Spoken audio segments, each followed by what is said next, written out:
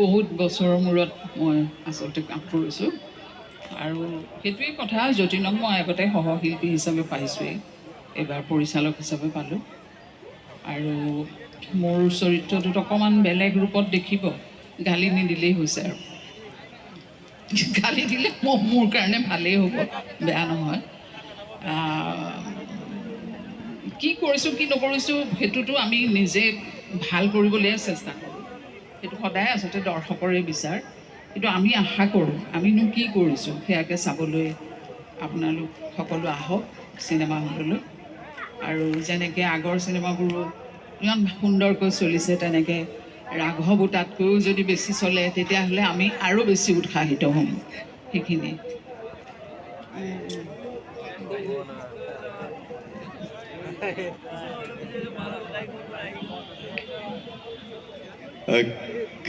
সিনেমাত আমি কাহিনী এটা